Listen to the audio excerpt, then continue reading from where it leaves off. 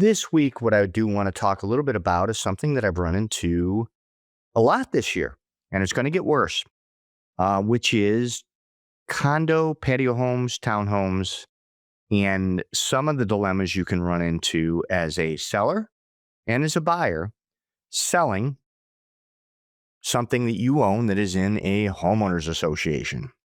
Now, one of the things that is consistent with anything that you buy or sell in a homeowners association is that you have fundamentally two sets of rules to deal with. You have code compliance, municipal and township rules, and you have your own little, for lack of a better description, government. And the advantage of these associations is that oftentimes people will buy these properties because they are what I call lock and leave. You buy a condominium, which is in a multi-story building, and you're not responsible yourself personally to maintain the landscaping, the lawn, the driveway, snow removal, anything like that. So it makes your lifestyle easier. The secondary layer to that, though, is that you also have a homeowners association or a group of all of you that own the properties that each own a share of that larger picture, the lawn, the landscape, and you have a board of directors or a management company that will take care of the property for you and then bill you in what they call a monthly assessment. That association itself will establish a budget and have a series of financial decisions they'll make annually, and then there's elections for the board members. So in essence, to give you a great example, if you live here in the village of East Aurora and you have a townhouse in the Bradburn complex, which is along Main Street here, it's a beautiful little complex with multiple story brick fronts, very cute, center of Main Street, walkable to everything. You as the homeowner are a participant not only in the town of Aurora government, the Erie County government, the village of East Aurora government, but you have in your units there your own association and president and management group that manages the association. Now, one of the things that got me thinking about this today is that Fannie Mae and Freddie Mac have just changed guidelines. And most of this change is starting August 6th, but then it really ramps up, I think, at the beginning of 2027, in which they're going to change their underwriting guidelines as to how they are going to loan money for properties in associations, condominium associations. And I'll tell you how that impacts you, and I'll tell it how it impacts you when you sell, and I'll tell you how it impacts you when you're talking to your homeowners association board, etc., and things that sellers that are selling in an association should be aware of, as well as buyers, what you should pay attention to. Because my suspicion is what's coming down the pipeline very soon is a lot of deal folds in sales that are related to an association. And when I say deal fold, that is people buying something they're excited about and it falling through. And I'll tell you right now, before the new guidelines, 3 very specific experiences that I've had. I've sold in the last 3 months 3 properties that were in associations, and all 3 ran into its own specific circumstances or problems in the closing. All 3 worked out, but all of these problems were created by homeowners association rules and regulations and what they do in the transfer of property. And so here are some examples for you of issues that I currently have dealt with and solved and closed. I sold a townhouse earlier this spring. In the winter, we sold the townhouse. One of the things that occurs when somebody's buying this property in an association is right when they buy it, or right when you buy it, the seller of the association will give you the rules and the regulations. They will give you the prospectus of that filing with the state of New York, right? I'm in New York, so this is relevant to this area, not other areas of the country might have different rules. But our contracts require whenever anybody buys anything in an association, they get an addendum. It's a homeowners association addendum that identifies immediately before they buy what the association's monthly costs are, what the association's special assessments are. Special assessments are where an association decides to put a roof on a row of houses because they're all connected. In many associations, the houses are connected. So you're sharing walls with neighbors, and you're sharing a roof with neighbors. So the association is responsible to do the roof. Let's say they decide and they vote as a board that they're going to do the roof, and each unit is going to cost $12,000 a unit. They put it out to bid. That's what the cost is going to be. Oftentimes, members of the association will choose to special assess as opposed to paying the money up front for a roof. When they do the bid, the association says to homeowners, for the next 3 years, you're going to have a special assessment on your homeowners association bill of $340 a month. That's going to cover the cost of the roof. It's called a special assessment. So whenever you buy anything in an association, immediately the first thing that you're going to see in a contract of sale is what are the monthly expenses and are there any special assessments? But that's not the end of the questions for an association, for you as a buyer. That's just the beginning. So when you make a decision to buy something and you see there are no special assessments, but you also see your monthlies are $382 a month, then the secondary layer to that questions are going to be, what does the $382 a month cover? Does it pay for water bills? Many associations have one water line, one water meter comes in, and then everybody shares in that water bill. The benefit to you is that it's covered in your association fees, so you don't pay a water bill. The downside to that be it takes one owner that doesn't pay attention to their toilet, runs the bills up for everybody. So when you buy, the first thing you get is a rider that tells you what your monthly expenses will be for being a participant in that association. You should get basic rules and regulations. And those basic rules and regulations are, what do you pay for? What did the association pay for? Those are important questions. Do you pay for windows? Do they pay for windows? Who does siding? Who does front steps? Who handles patios? Who handles the landscaping? Who handles the lawn? Do you get water bill or cable involved in your association? What are the rules and regulations? And rules and regulations are set initially in the offering that may have occurred 20 or 30 years ago, but then are amended by the homeowners board. So there's an association right down the street from my office that amended their rules and regulations to make their units 55 and over. So they now restricted that. That was an addendum to the original offering plan that occurred maybe a few years ago. Some and many are related to pets. How many? Weight of dogs and cats. Can you have any? And many of the associations don't have any regulations or anything on the books to address if they don't allow pets right now, service, emotional support, and all those defined categories for people that do have a animal that they need for their health and well-being. So they're starting to begin to tackle those in their policies, but the reality is New York state law overrules them anyways. So that being said, when you buy a condo or a townhouse, you're going to see what the dues are, what the expense is to be a participant in that association. You don't have a choice. It's like taxes. You got to pay them, or you run the risk of having your place foreclosed. What your responsibilities are and what the regulations of that association are. And if you ever watch, television shows where they always have the homeowner's neighbor, hi, I'm Bob. I'm the president of the association. I've noticed you park an RV here in this driveway for 12 hours. And you say, well, my kids are visiting from. That's against the association rules, and you're going to be subject to a fine of $100. That's what you deal with. You deal with a local government entity that fundamentally is a group of people in the association that maintain and manage, and they enforce rules that have been voted on by the board that was elected by those members of the association. So when you're buying right up front, you want to know what the expenses are going to be. What the special assessments, are there any forthcoming? What the rules and regulations are. If you have a dog that's 40 pounds, will it be allowed? And that can cause transactions to fall through in the first week and a half, where people discover all of a sudden, oh, I have a golden retriever. The association won't allow it. Oh, I have a trailer I like to park in my driveway. Association won't allow it. Some, common association rules limit dogs' weight, limit type of, not try to keep dog sizes down, limit the amount of cats. Often don't let you work in your car in your driveway. You have to work in your car in your garage if you're lucky enough to have one.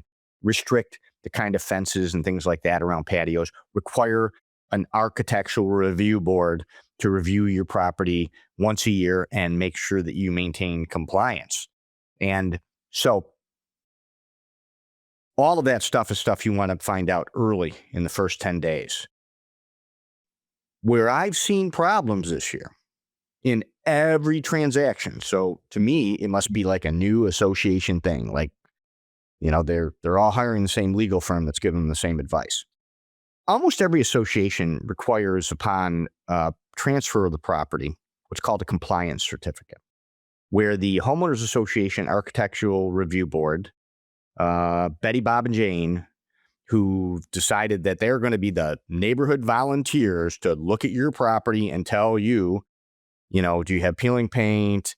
If there's any particular issues, the association requires of you as a home seller before they issue a certificate of compliance to the association rules and regs in which you provide it to the new buyer.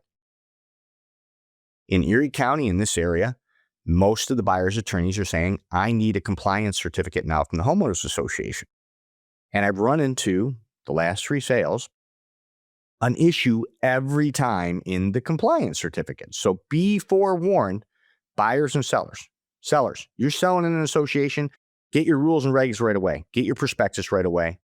I'm going to add another layer later and ask for compliance certificate to be reviewed right away. Because I'll tell you what I've seen. I had one where they did do annual compliance. The property management did annual compliance. I had an absentee owner who had to sell and had been receiving notices for about a year that his roof was in need. In this circumstance, each individual owner was responsible for their roof. That there was some peeling paint around, some exterior things, and there was some weeds in his landscaping. This was an association that was much more loose. The association fees were lower, and the owners were responsible for certain things, except you were still restricted by the architectural review board of the association. So we went into this sale not knowing, because the owner was absentee. It was for lack of a better description, it was the owner was not the responsible party to sell the house. It was a power of attorney. It was somebody that was responsible to do something for that owner. And this compliance time, we're going through the transaction, buyer's proceeding, no problems with anything. Association says, oh, we want the roof changed. We want the courtyard landscaped. We want trim work around a new window to be painted to match the association color codes and something else. Now that turns into a $15,000 problem after the buyer and seller negotiated an acceptable price point. And the association would not allow us to say, well, it's, no, we're not going to do it. They wouldn't issue the certificate otherwise. In that circumstance, we worked it out, and the buyer sent a letter to the association agreeing to replace the roof within 3 months after closing. We gave them a reasonable credit for the expenses that they needed to occur, and then we knocked off the little stuff. We received a conditional compliance certificate, and it closed. That was that compliance issue, the owner had been warned. They had been told. They had not reacted to them. They didn't disclose them to me as the broker, their power of attorney, their attorney. They didn't disclose them to anybody. They just had these letters they were just throwing out. And after it sold, the association said, hey, we've been sending letters. This is not news. The ones that are the reason I'm telling everybody now is to talk to your architectural review board before you sell as a seller is I ran into another one where they did the compliance certificate. The property was fairly well maintained. My owners had lived there for 20 years, received no notice of anything not being in compliance, put it on the market, and we sold it. We requested the compliance certificate, expecting nothing. The architectural review board had not objected to anything about the property in the years that they had been there. And we get a letter oh, the review board has checked out this property, and we have determined that there are 2 screens with holes in them. Now, this is the funniest part about that. My owner was older and had already moved out. And I said, oh, screens with holes in them, no problem. I'll run over. I'll grab those 2 screens. There happened to be an Ace Hardware store 2 doors away from this complex. Ran it over to Ace Hardware. They did great work for me. Thank you very much, Ace Hardware. Not a sponsor. You're welcome to send a check. And replaced the screens for me for less than $40. I went and put them back on. The funniest thing of that as being a non-compliant circumstance, there were only like 4 screens on the entire property. They were double insulated windows throughout the rest of the house with no screens. The screens were in the basement.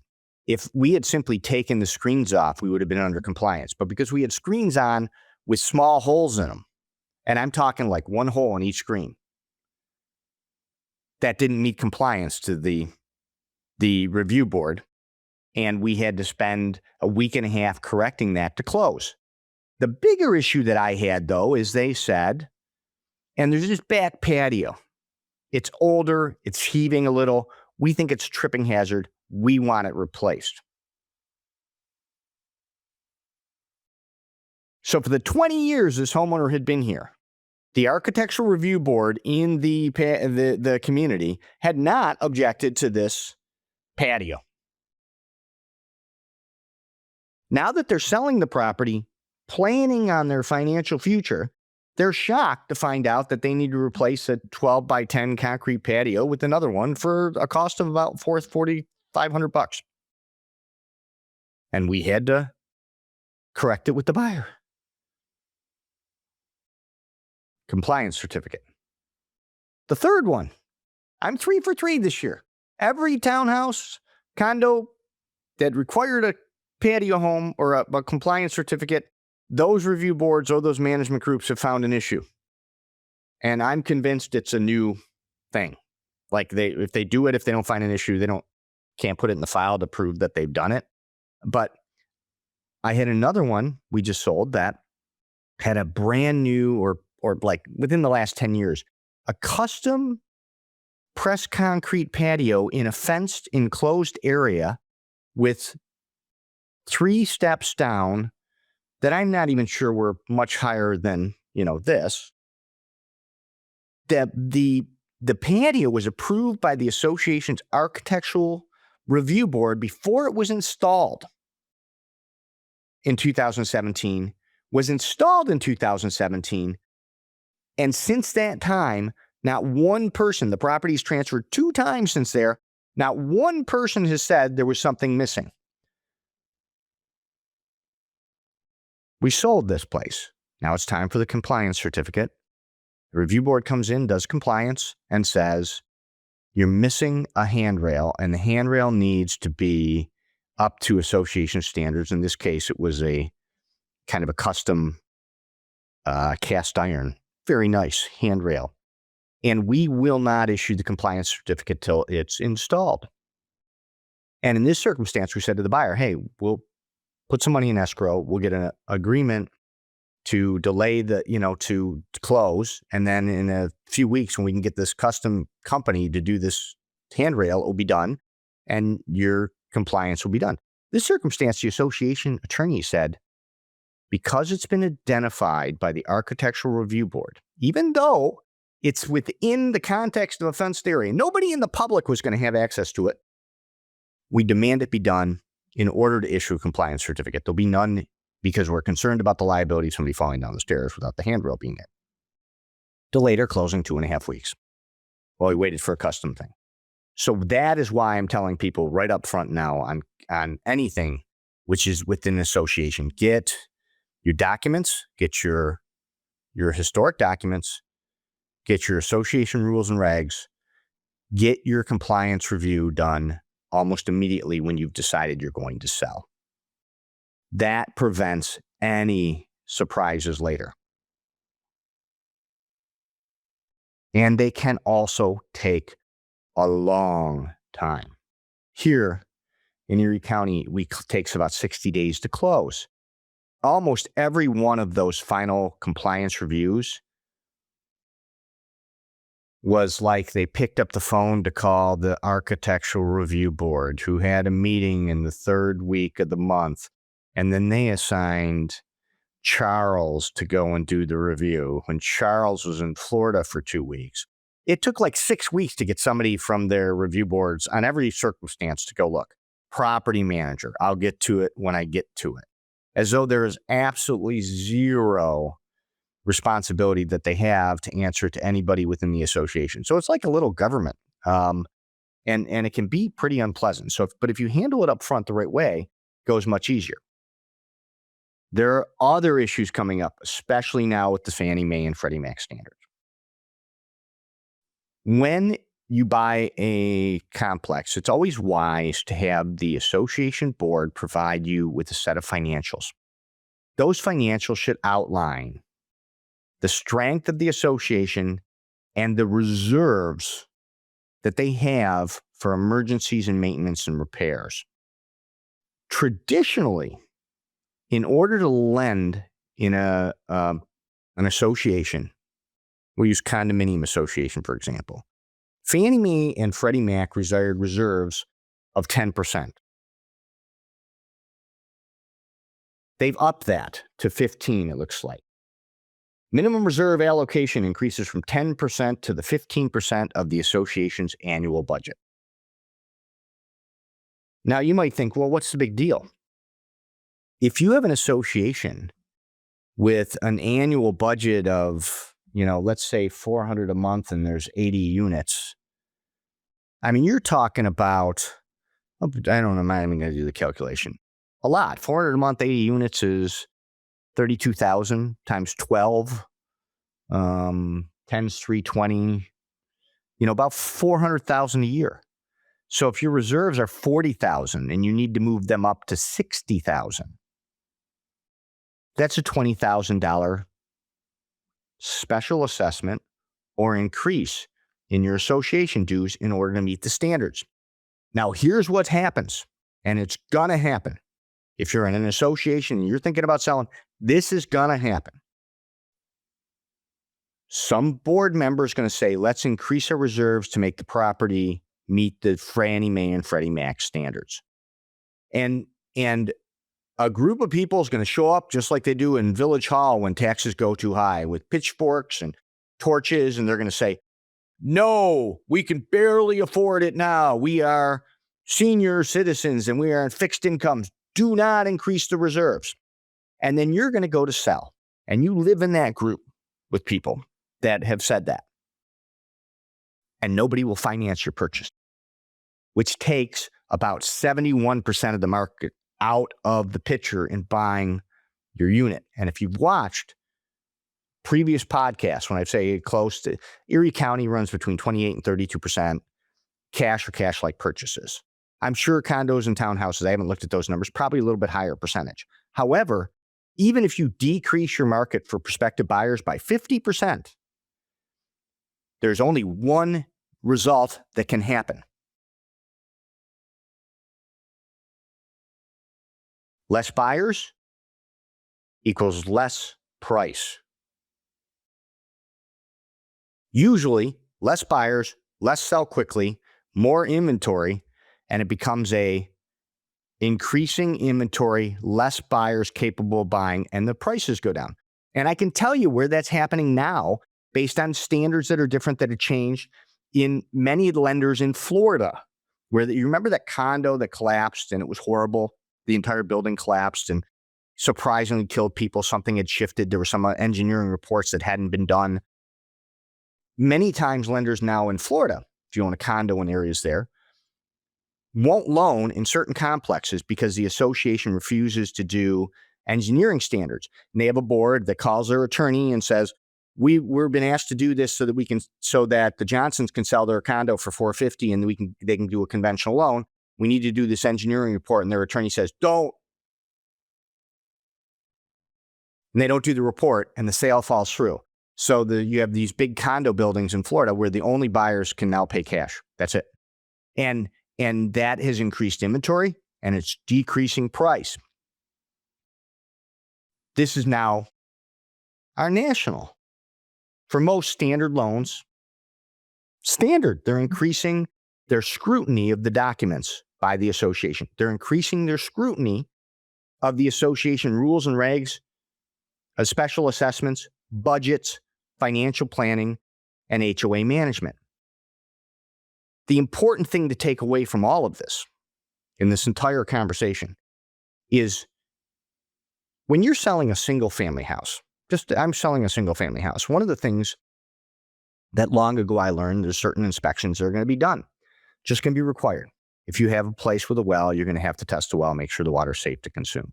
If you have a place with a septic, you're going to have to test the septic, make sure that it's operating and running. And so oftentimes people that are thinking of selling will call the town or the county and we'll say, hey, what are the requirements for septic and well? How good are the certificates for? Because we're going to be selling in the next 3 months. And we get ahead of that so my sellers can have a budget set aside so that they know what they're going to need to do in order to make the sale smooth.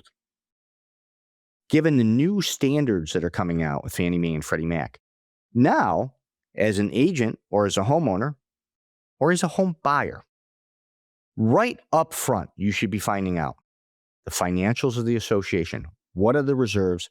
Are they going to meet the new Fannie Mae and Freddie Mac standards? Can the Architectural Review Board review the property to determine whether or not they're going to issue a compliance certificate or whether or not repairs need to be done?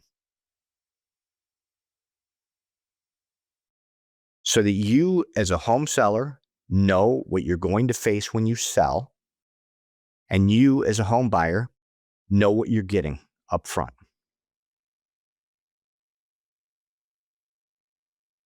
And you might go, well, geez, Jer, how does this all shock you? Well, until last year, compliance certificates, many times people didn't ask, meaning their attorneys. Here, we're closing, a real estate closing area is done by attorneys. I don't do the closings. The one with the handrail, my client even said to me, I closed like 3 years ago. My attorney never asked for a compliance certificate. So she would not, previous to that, I'm sure there was never one asked for it. Now, because of bad experiences, a number of our attorneys in Erie County are saying, not going to close because I don't want my client to be stuck with compliance requirements after closing that are the seller's requirement. I agree 100%. But it just started at the beginning of this year. The first one I saw was like, well, these guys been getting notice from the association. The association was doing what I call solid management. They were reviewing each property each year. They were notifying owners of compliance obligations. The owners at least had heads up before they went to sell the property that there would be an expense. And this particular owner didn't share because of some circumstance beyond his control. And we ended up addressing it for the buyer. The second one, I had an owner that lived in a place for 20 years without a peep from the association, letting them know they didn't like their patio because it was a tripping hazard. But apparently, the tripping hazard that existed for 19 years wasn't a problem until they decided to sell. And that was a shock, and it was an expense for the seller that honestly didn't deserve. The association doing a good job would notify them on a regular basis. The third one was also a shock, but that was a shock because several reviews or no reviews were done before something.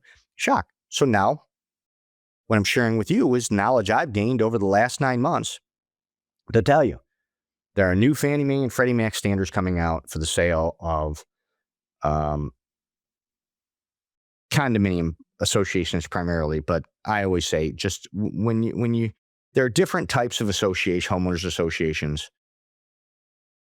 Just make sure you know what you're getting into before you sell in those associations.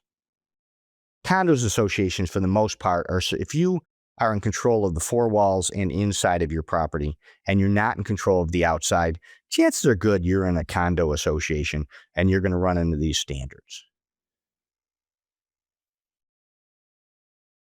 So let me give you a quick summary of all this, and hopefully this is helpful. Selling condo, townhouse, patio homes. Get a copy of your prospectus. Get a copy of your rules and regulations. Know them. Provide them to the buyer immediately.